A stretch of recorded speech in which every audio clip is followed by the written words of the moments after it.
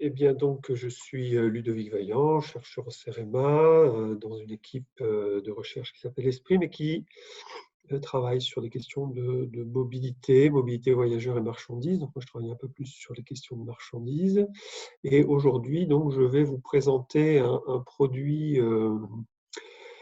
réalisé par le CEREMA, donc une équipe à laquelle j'ai participé, mais qui est également dans d'autres sites du CEREMA. Donc, il s'agit de la base ITE 3000, qui est en fait un répertoire national des installations terminales embranchées.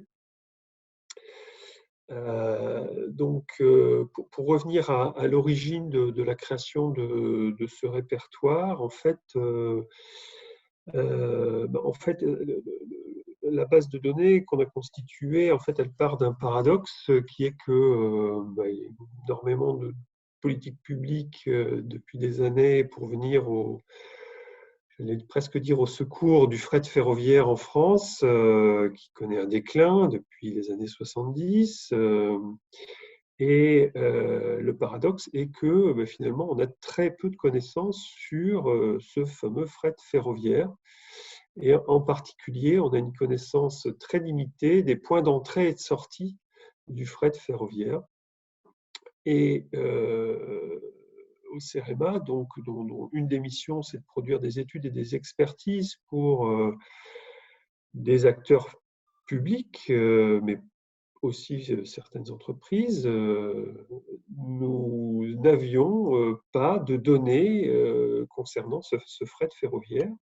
Et donc, on a décidé de réaliser nous-mêmes cette base de données, donc en menant une enquête très lourde pour recueillir des informations assez basiques, hein, mais enfin un minimum d'informations sur ces objets particuliers que sont les installations terminales embranchées. Donc, mon exposé donc, en 5 points. D'abord, préciser ce qu'est une installation terminale embranchée. Parce que c'est important de s'y arrêter. Il y a des petits pièges. Et ensuite, je vous présenterai donc la base qu'on a appelée ITE 3000. 3000 parce que c'est à peu près le nombre d'embranchements qu'on a compté, qu'on a renseigné dans cette base. Donc, je vous en préciserai un peu le contenu et son état d'avancement donc à ce jour. Vous montrer quelques résultats statistiques assez intéressants qu'on peut en tirer. Et enfin, on terminera sur les modalités de diffusion de cette base, puisque vous verrez qu'elle est d'accès public, au moins pour une partie des données, et les perspectives de développement futur qu'on envisage à ce jour. Donc, une ITE, c'est quoi? C'est une section effectivement de réseau ferré qui est située dans le domaine privé, dans le prolongement du réseau ferré national. Et comme le montre le petit schéma, donc il y a une première partie qui s'échappe du réseau ferré national et qui est gérée par SNCF Réseau. Et ensuite, donc, on a une partie privée qui rentre chez l'embranché. Alors, le petit piège dans cette affaire, c'est que quand on dit ITE, c'est un langage de la SNCF et ça peut masquer plusieurs embranchements. C'est-à-dire que derrière la même ITE, on peut avoir accès à plusieurs chargeurs. Donc, c'est le cas particulièrement des ports maritimes et fluviaux. C'est le cas aussi des zones d'activité qui sont gérées par les collectivités locales ou les chambres de commerce et d'industrie. Alors, qu'est-ce qu'on trouve dans cette base? Plusieurs informations, plusieurs types d'informations. D'abord, sa géolocalisation et son rattachement éventuel à ce qu'on appelle une petite ligne, autrement dit, des voies classées UIC 7 à 9 SV pour 100 voyageurs. La raison sociale du ou des embranchés, un contact qualifié dans cet embranché,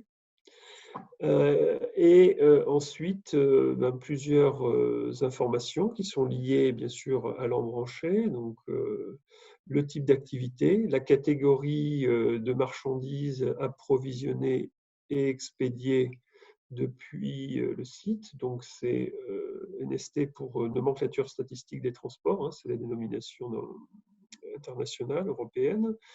Les tonnages, parfois, ce n'était pas une donnée obligatoire, on voulait mettre personne mal à l'aise, donc on ne les a pas toujours. Et puis, la région avec laquelle l'ITE échange.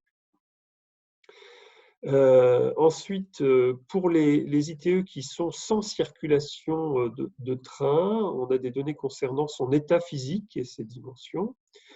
Et on a posé la question à l'embauché de savoir s'il souhaitait ou pas refaire du train.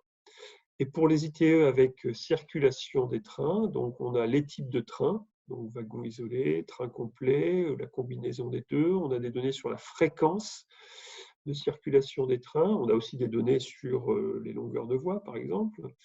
Et on a recueilli aussi des données plus tendancielles qui sont quelle a été l'évolution du fret ces dernières années sur cette ITE et qu'est-ce que le chargeur embranché envisage pour l'avenir. Alors voilà une première carte qui permet de situer un peu l'état d'avancement de notre enquête qui a commencé en 2015, donc ça fait déjà 5 ans. 800 recensés, peut-être un peu plus, hein, puisqu'il y a toujours cette ambivalence d'une ITE, est-ce qu'on parle d'une ITE ou d'un embranchement? En tout cas, nous, dans notre base, un point, c'est un embranché. Et bien sûr, comme on peut le penser, donc un certain nombre de données sont déjà partiellement obsolètes puisque les choses évoluent. Donc un premier résultat, c'est que sur ces embranchements, donc, il y en a un tiers qui sont avec du trafic ferroviaire et les 2 tiers sont sans trafic. Alors, quelques résultats statistiques hein, pour vous donner un peu quelques éléments sur d'abord les ITE qui sont sans trafic.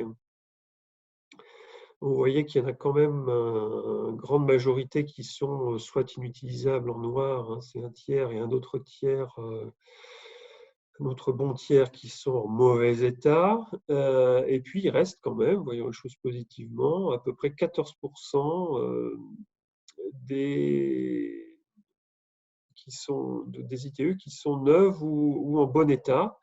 Donc c'est quand même non négligeable. Ensuite, le régime des trains qui circulent sur l'ITE, donc majoritairement des trains entiers, hein, ça prend quasiment les 2 tiers, et puis un petit quart de lotissement et 15% donc, qui font les deux. Ici, des données sur les fréquences d'utilisation des ITE, c'est-à-dire que là, on avait des questions qui sont combien de trains circulent par jour, par semaine, par mois, etc. Donc, on voit que dans le cas qui revient le plus souvent, c'est que donc, dans un tiers des cas, à peu près, on a moins d'un train par jour, mais plus d'un train par semaine. Et ensuite, les autres fréquences se répartissent à peu près de manière équivalente entre plus d'un train par jour, un train par jour, un train par semaine, moins d'un train par semaine et plus d'un train par mois, etc. On a aussi des cas où on a moins d'un train par an, tout juste un train par an. Vous voyez des situations où on a très peu de circulation. Alors, quelle modalité de diffusion de cette base? Donc, c'est une base de données qui a été constituée avec de l'argent public, hein, puisque CEREMA, nous sommes organisme public. Et donc, nous sommes soumis aux réglementations sur l'open data, avec toutefois l'obligation de respecter les données personnelles. Hein, et donc, nous ne publions que les informations factuelles que nous avons recueillies, c'est-à-dire des choses que tout à chacun pourrait vérifier sans difficulté. Et donc en respectant le droit des tiers. Alors, la base pas dans, on a créé une interface donc, web qui est accessible gratuitement via notre application donc, Cerema Data. Je vais vous en faire une démonstration. Le lien est ici sur la slide. Donc, on arrive sur la carte de France qui figure eh bien, vous voyez des points gris, enfin des points rouges et des petits triangles gris. Donc on peut zoomer avec le scroll de la souris. Alors on a plusieurs, et donc là je me place sur la région de France par exemple. Donc il y a plusieurs façons d'aller interroger cette base. Voilà, je veux par exemple savoir, tiens, cette ITE là en bout de ligne, je viens amener mon pointeur dessus et tout de suite, donc s'affiche une petite fenêtre où apparaît effectivement la raison sociale de l'embranché, la commune, les coordonnées de géolocalisation. Et donc, puisque l'ITE ici est active avec des circulations, eh bien, j'ai aussi la catégorie de matériaux transportés, le type de train, ici des trains. Je sais que j'ai une voie sur l'ITE et que le chargeur envisage un maintien de l'activité telle qu'elle a été précédemment. Autre exemple, cette fois, je me place sur, disons, aller sur la même voie, un petit peu plus en amont. Pardon. Voilà, on a ici une ITE sur laquelle donc, on a un autre chargeur basé à Wizerne, qui ne fait plus de train depuis longtemps. L'arrêt date d'avant l'année 2000. Et l'ITE est en mauvais état. Autre façon d'utiliser cette carte interactive, je peux l'interroger, je vais définir une zone. Donc là, je viens de faire l'information ponctuelle. Par exemple, à partir d'un rectangle. Je veux savoir quels sont les ITE, par exemple, dans le secteur du Valenciennois. Eh bien, donc, je zoome sur le Valenciennois et puis, en appuyant simultanément sur la touche Shift de mon clavier et en faisant glisser le pointeur sur la zone, voilà, va apparaître eh bien, une fenêtre dans laquelle à chaque ligne va correspondre un embranchement et je vais retrouver les informations donc, la raison sociale du chargeur, la commune, les coordonnées, l'état de l'ITE. Alors par défaut, finalement, quand il n'y a rien, c'est qu'il y a des circulations de train. Sinon, donc, on voit donc là, par exemple, sur la première ligne, c'est des laminés marchands européens, donc, qui voilà, reçoit des métaux pour donc enlever des trains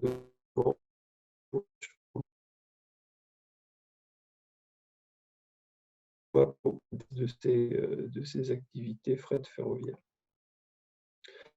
Vous pouvez constater, enfin, je disais il prévoit, j'aurais dû dire il prévoyait, puisque on a ici la date d'enregistrement de l'enquêté, hein, c'était en avril 2015. Voilà. Donc on a surtout les secteurs, donc la possibilité d'avoir ce type de requête. On peut le faire sur des secteurs plus larges, évidemment. Je terminerai par quelques perspectives pour l'avenir. À court terme d'abord, donc, vous l'avez compris, la base n'est pas tout à fait terminée, hein, il en reste à peu près 400 à renseigner. Donc c'est notre premier objectif. Ensuite, se pose déjà la question de la mise à jour de cette base. Donc, parmi les idées c'est de rendre cet outil cartographique collaboratif de manière à ce que un acteur du monde ferroviaire ou le chargeur puisse venir lui-même mettre à jour les données et les modifier. On aimerait bien aussi pouvoir continuer, parce que des opérateurs de transport nous ont dit que ce serait vraiment intéressant de poursuivre l'exercice dans d'autres pays, et notamment frontaliers avec la France. Effectivement, ce serait vraiment bien. Et puis, on peut imaginer également compléter la base avec d'autres infrastructures assez stratégiques pour le fret ferroviaire, et en particulier les cours et les gares de fret. Voilà. Pour terminer, si vous avez des questions ou des choses à proposer par rapport à cette base, n'hésitez pas à contacter mes deux collègues qui pilotent, animent cette base de données, qui sont Alexis Vernier et Bruno Ménien. Ils se feront un plaisir de vous répondre. Voilà, merci de votre attention.